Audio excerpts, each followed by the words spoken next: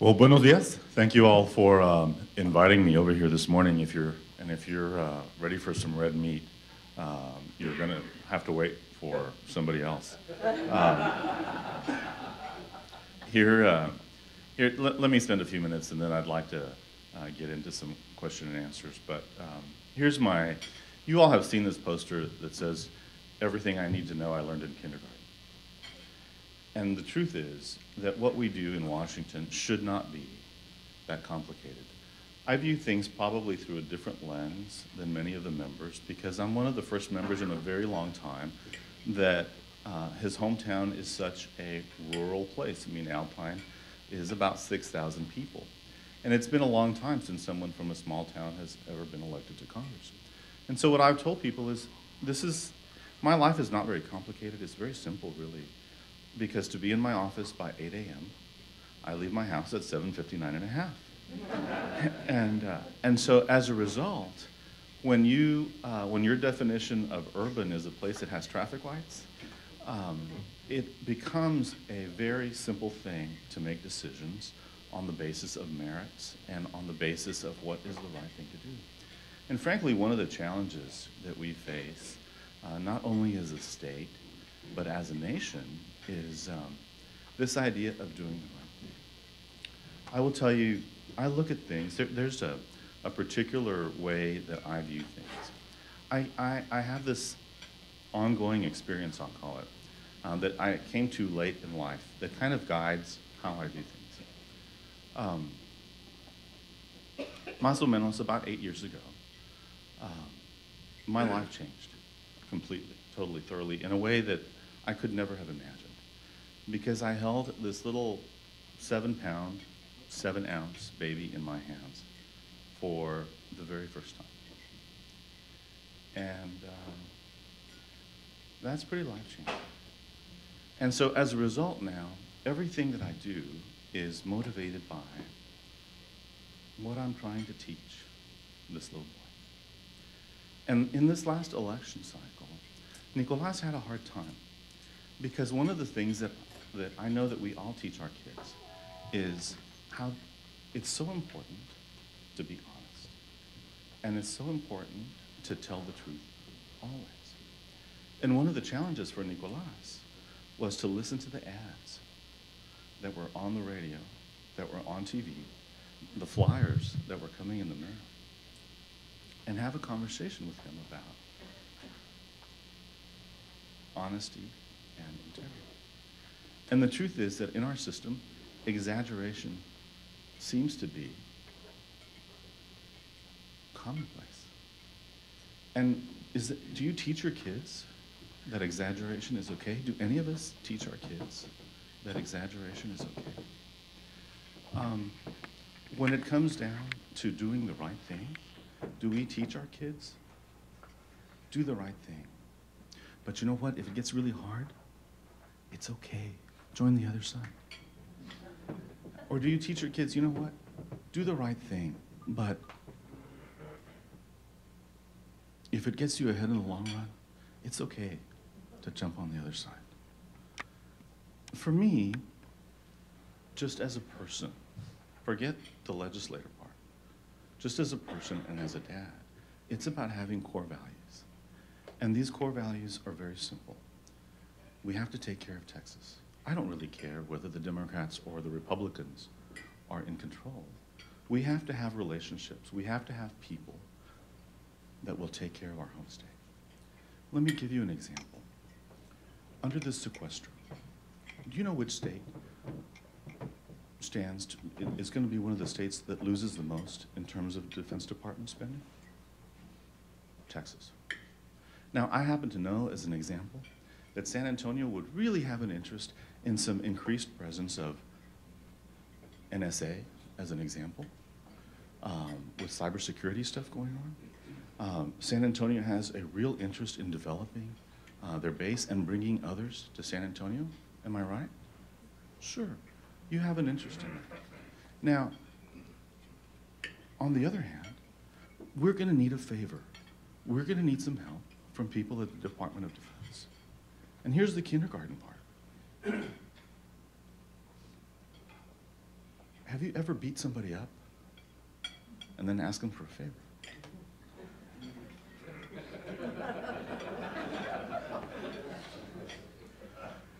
When you look at who leads the charge against the Secretary of Defense in the long term, how does that help Texas?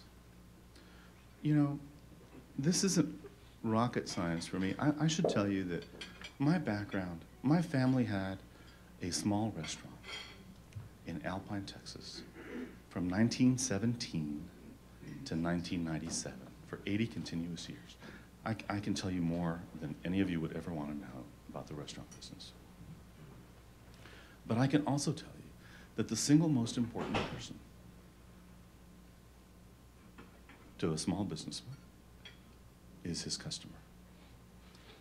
I cannot tell you how many times I was taught the customer's always right. That if somebody complained about their food, my father said, don't argue, just give them another plate. Make them happy. Those attitudes that we develop in small business would really help us in our political discourse. I will tell you two things that have really shocked me in my 60 days as a member of Congress. The two things that have really shocked me are, the first is how people are suddenly really rude to me. I was on a plane home the other day, and I was chatting with a person next to me who was from San Antonio, and said, you know, your name sounds familiar. And I don't ever tell people that I'm a member of Congress. If you know, that's great, but you're not going to hear it from me, except that he asked. And so I had to say, well, yes, actually, that's me. So when I was leaving, there was a third person on the plane who decided to suddenly tell me everything that he disliked about me and about Congress. And understand that I have 60 days, maybe, of seniority in place. And so the fiscal cliff, I can tell you, is not my fault. And the deficit, I can promise you, I had nothing to do with. But it is amazing to me, and that's a reflection of where people are with their attitude towards Congress. Here's the second thing that I really want to do something about while I'm here. And I have a tendency to be very soft-spoken, so can y'all hear me in the back? Is y'all hearing me? Here's the other thing that shocked me. And this is systemic. This tells you what's wrong with this place. My wife and I have been married for 22, going on, this month actually will be 23 years. And it's an incredible partnership. Marilena has been incredible throughout. So throughout this campaign, Marilena was really supportive and always there for me. And during orientation, I should also tell you that my wife is a better lawyer than I am. All right? So during the orientation stuff, for the ethics trainings and those kinds of things, I asked Marilena, can you come up here and do all of these trainings with me? I'd really appreciate it if you would go through orientation with me so that I can bounce ideas off of you and talk to you about it. So my wife and I come up here for orientation. So look at the distance between your tables and divide that by half, because you should be able to reach across this way and hit the next table. Right? So there's two tables in this room where we're coming to register for orientation. And Maria Elena and I are talking to each other, next to each other like this.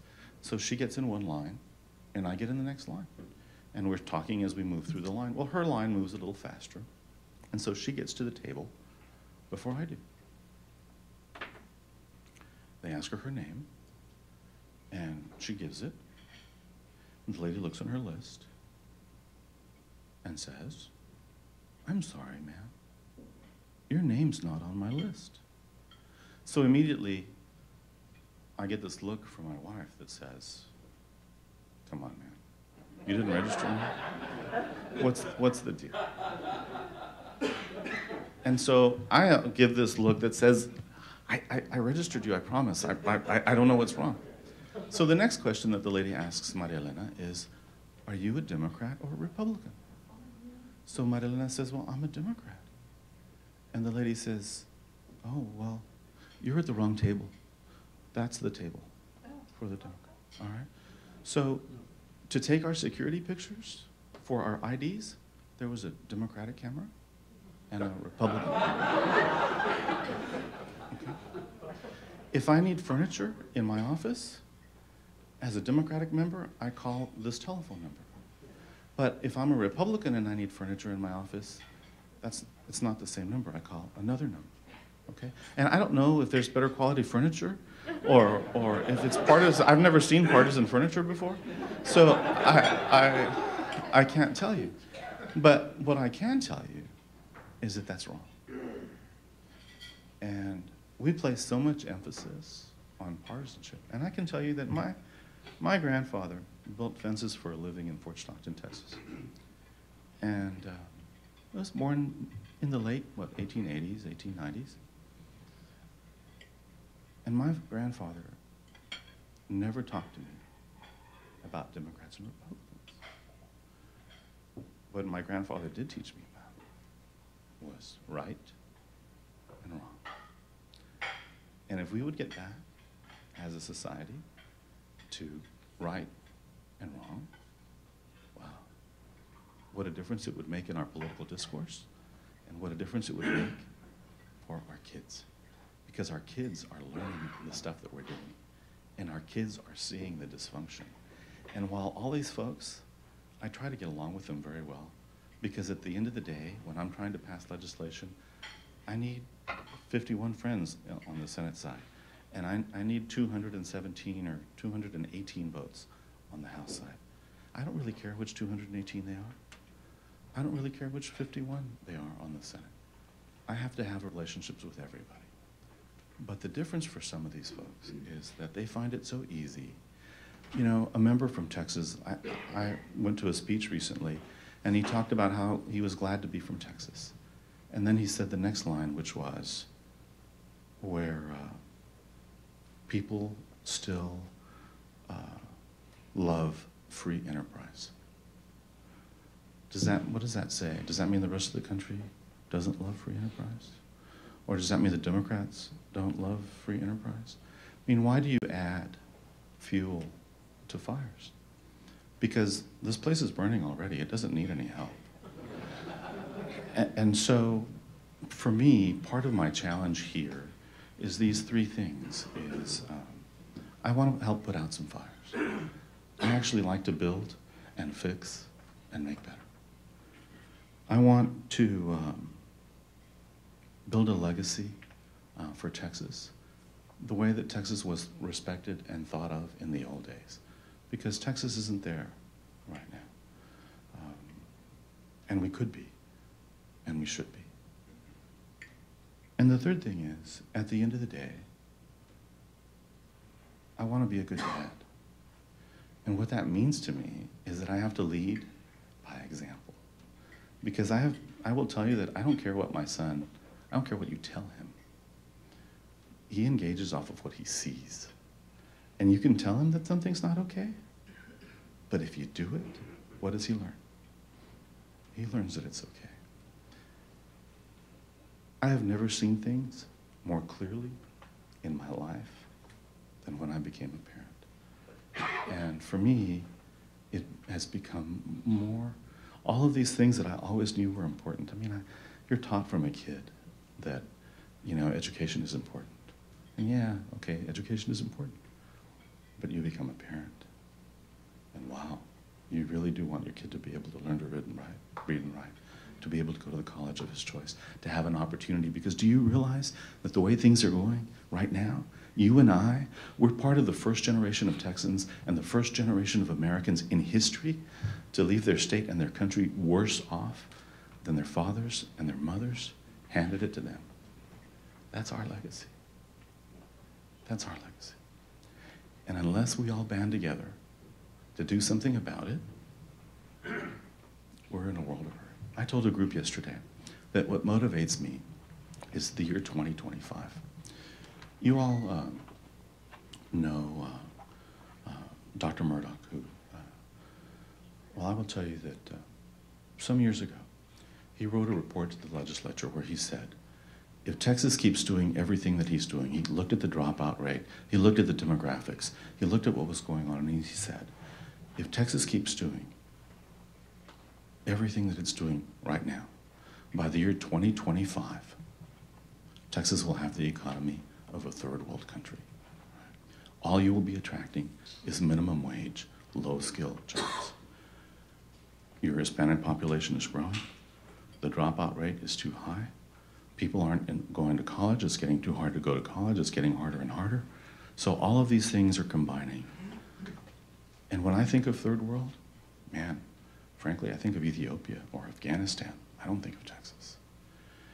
And the year 2025, that's not far. I tell you, I don't have that much experience at being a parent, but I'm learning one thing, because people used to tell me to enjoy and appreciate every day, because all of a sudden I'd wake up and they'd be grown. And so 2025 for me is critical, and I'll tell you why. It's very personal. That little boy that I'm telling you about at 8 years old, what year does he turn 21?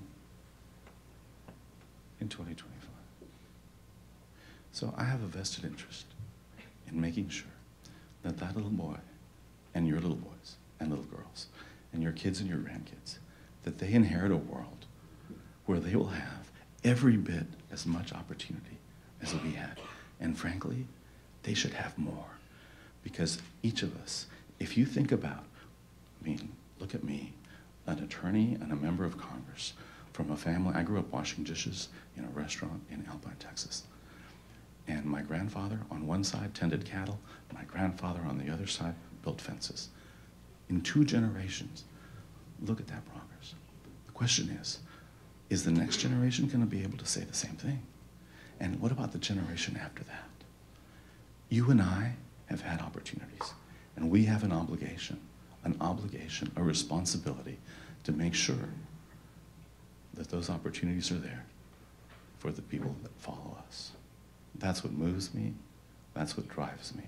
And I hope that you all will help me on this quest to make Texas the single best place for opportunity that any child has ever seen.